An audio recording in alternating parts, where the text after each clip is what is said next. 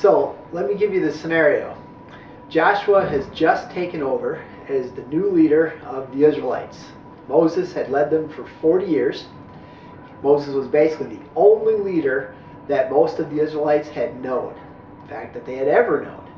And now, Moses has just died. And Joshua has taken over as the leader. To cement Joshua as the leader, God does an amazing miracle. He opens up the Jordan River, which was at flood stage, so that the Israelites can walk through on dry ground.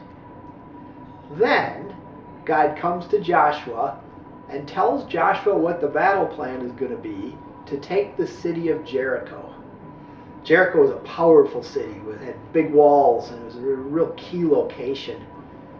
And God comes to Joshua and says, here's what you do. You take the armed men and you march around the city once a day for 6 days. Then on the 7th day, march around it 7 times with the priests blowing the trumpets.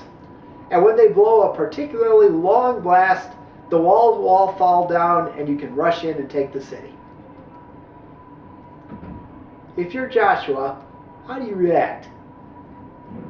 You're the new leader of these Israelites, and you're supposed to go to them with this plan. Can you imagine how some of the Israelites must have responded to this? Are you serious? We're going to go walking around the city once a day for 6 days and 7 times on the 7th days, and we're going to expect the walls to fall down because we blow some trumpets? Really? Well, guess what? They followed the plan just as God gave it to them, and the walls fell down just like God had promised them.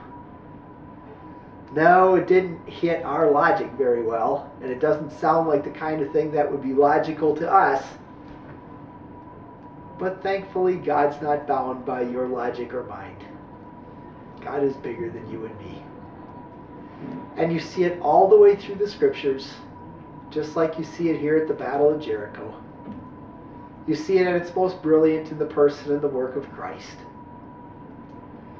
You're going to tell me that you believe that a Jewish carpenter died about 2,000 years ago, and that he actually rose from the dead?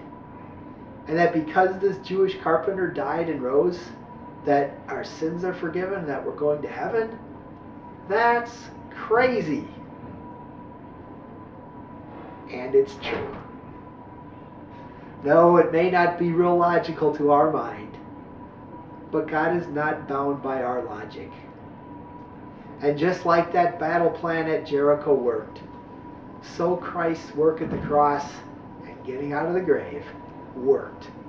It works for you, and it works forever. Those are words for life. Thanks for joining us. Come on back.